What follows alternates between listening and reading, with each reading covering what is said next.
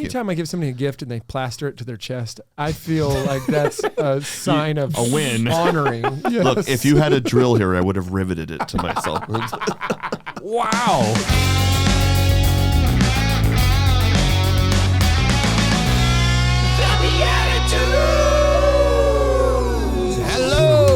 Hello. Welcome to the BeatiDudes Friday bonus episode. We are back with our guest from Monday, Chris Faddis. We'll get back with him here shortly, but I should introduce myself. My name is Paul Kolker. I am one of the founders, co-founders, co-bros, bro hosts, all of those titles. Paul, look at your table right there. Look at what that is. Do you see this? Your mark. Oh, that's my face.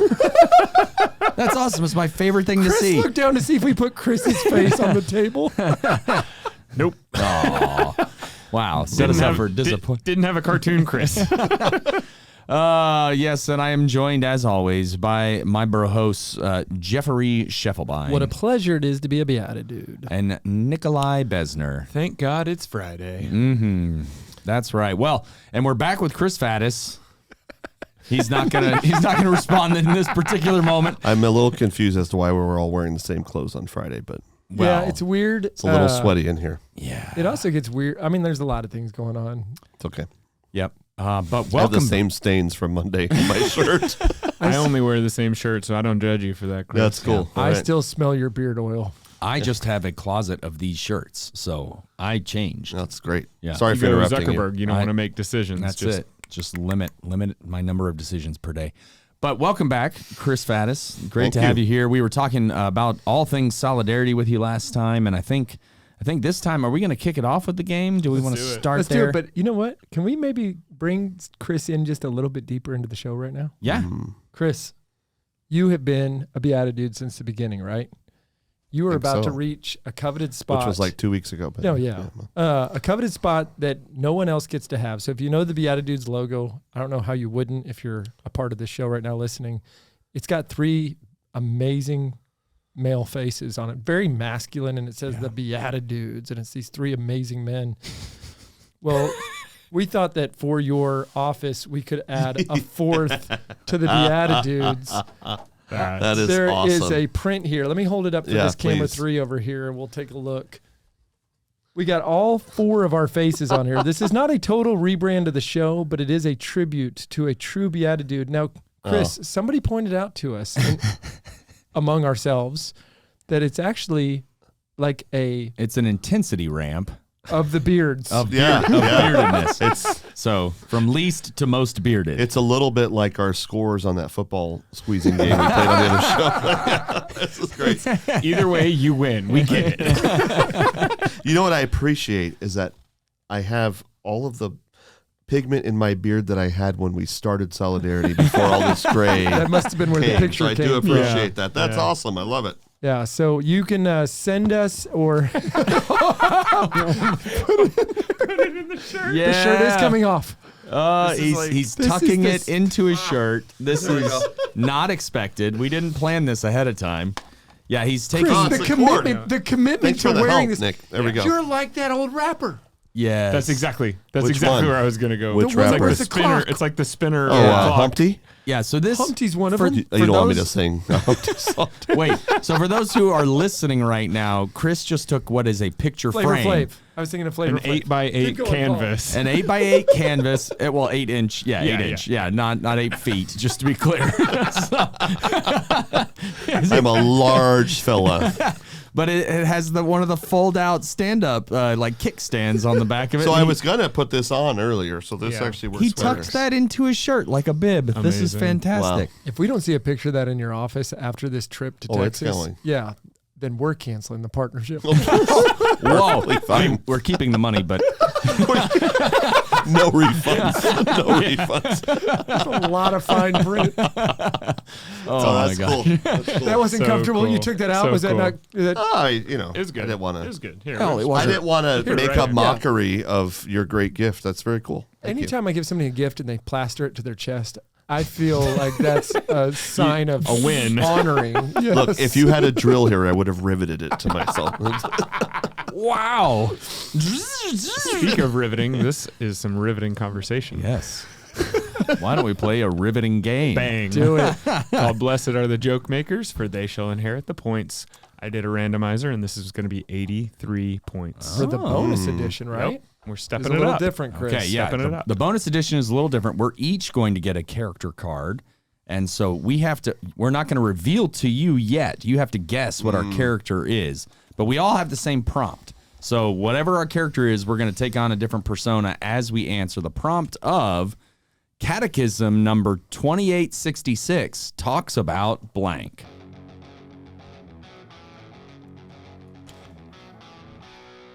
BeatiDudes. Brought to you by Chris Faddis.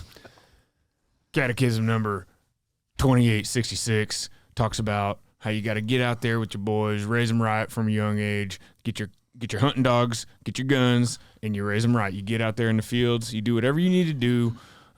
You just feed your family, you provide, and, you sure as heck don't, do anything that's less than manly. That's for sure. What do you think he's being right now? What is it's a persona, not a specific. Okay, that's what I figured. You're being a cowboy. No. Yeah. A Texan. What is it? Proud redneck. I Okay, didn't play that that. was I didn't close. play that up enough. Well, it's kind of weird because you want to be like, most of our fans are rednecks, so. That's it. Large contingent of Kind of the rednecks. brand, isn't it? Rednecks love when your brand is 3 cartoon guys. Yeah, that's it. My fellow Americans, I just want to invite all of you to consider that Catechism 2866 says that thou shalt vote for the man or woman who most supports your ideals, the American ideals, those enshrined in our Constitution. And so if you'll elect me for this 8th term, I will promise to uphold the Constitution.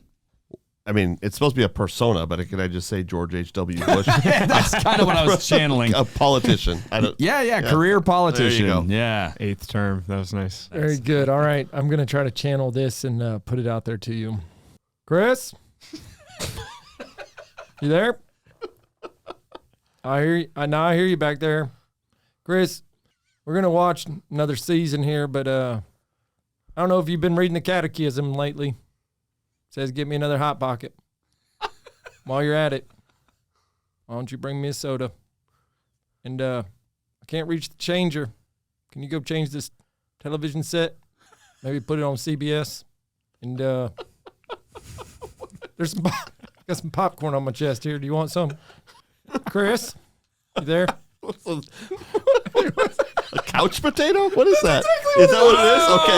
Okay. For a second there, I thought it was like a medium. You were like a seance. I had to use like some weird was good. inner By the dialogue. way, I just realized I meant George W. Bush. I didn't mean I didn't mean to dishonor the dead there. No, that's okay. Nuclear family. He's part of my nuclear family.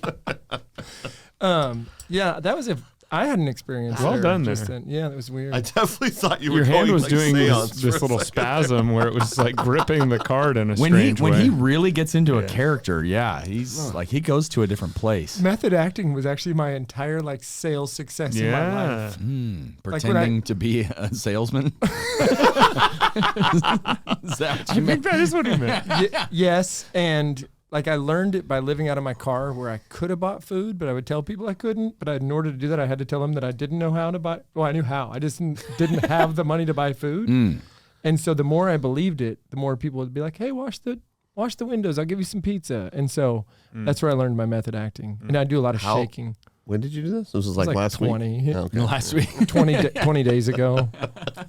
Yeah. I was like, yeah, this is good. There's still a winner involved in this with the randomizer, 88 points. So you still have to pick some. 83, I think. 83. Oh, hey, dude, just go for it. Okay, I'm going What's your couch cut? potato.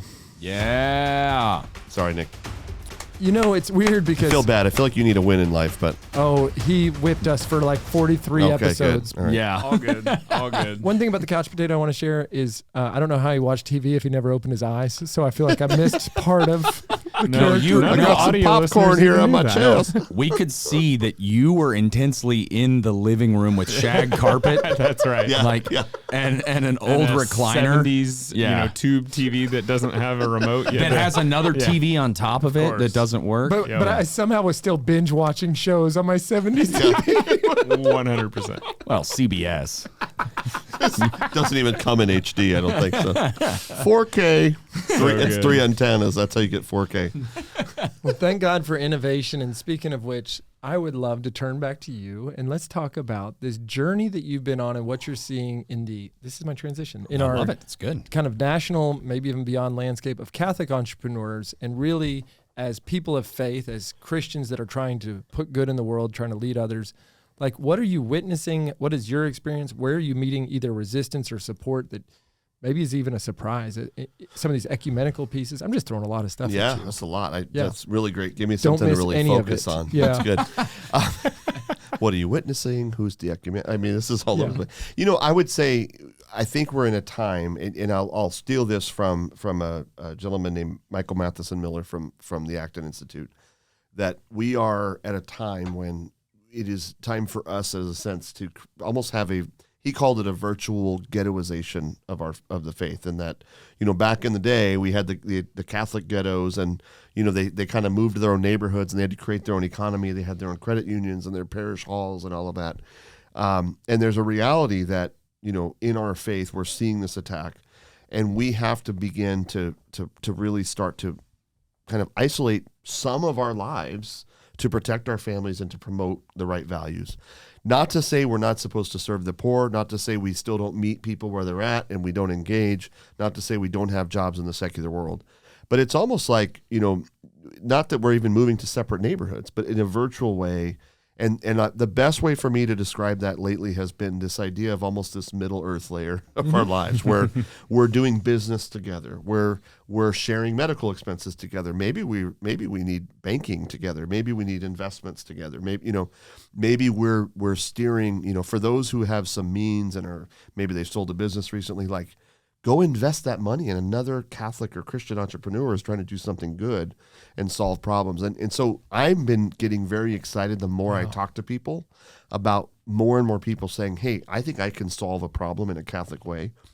Not all of those solutions have to only serve Catholics. Obviously, our work serves mostly Catholics and Christians, right? And that's fine. But that doesn't mean you can't create something else. I mean, if you look at people who disagree with us, I don't want to say the other side, but people who disagree with us, what are they doing? They're building businesses that can then further their mission, right? And I think there's an opportunity here. We see that from people like Hobby Lobby and certain companies, but there's this need for that. So I'm really excited to see this kind of entrepreneurial spirit in the church coming out more and more.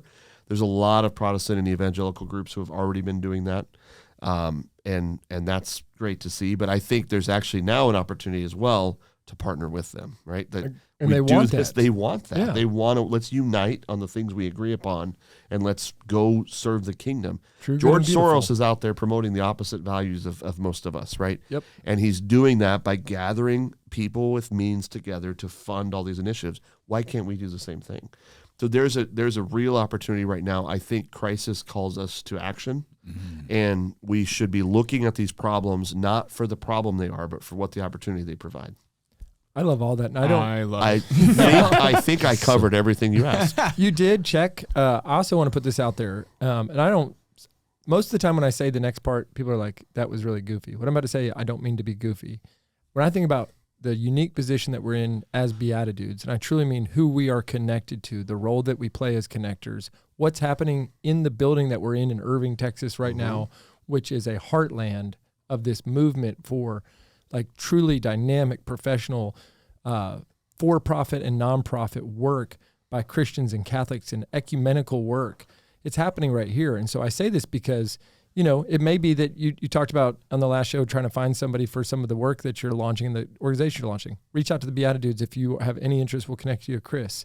Follow Chris, get connected with Solidarity at the website, which is solidarityhealthshare.org. .org. If you go to joinsolidarity.com or .com, that actually gives us credit. Yeah, I think is there a tag on there? There should be a tag. It's in the show notes. It's like BeatiDudes something. You right? would think so, but it's not. We actually got like a generic one. No, we need to give you a non-generic one. Yeah. We'll work on that with my picture on it. Yeah, perfect. And so the other thing I'm going to say, Conversion is skyrocketing. you can reach any one of me, Nick, or Paul at just our first names, which my name's Jeff, at thebeatidudes.com, and that's our website. I mean, that's our emails. That's how that works. Yep. Reach out. Yeah. We're making connections happen. Yeah. This is real. This is happening. And if you're not a subscriber, we can't help you. We have limits, And Chris. I'll offer this too. I mean, for those people, I mean, I know you connect with a lot of people who are trying to do great things. For those people who they want advice or guidance or just input from somebody who's been through the fight for several years of starting something new and creating solutions, I'm happy to help where I can. Because I think that we need more and more of this. Yes. Before the show, you and I spent a couple hours together just talking about business and ideas, and I learned from that. Same. And the same. I just realized my shirt's still unbuttoned from the shirts. After how much you grip strength, it's okay. So, anyway, thank you for that.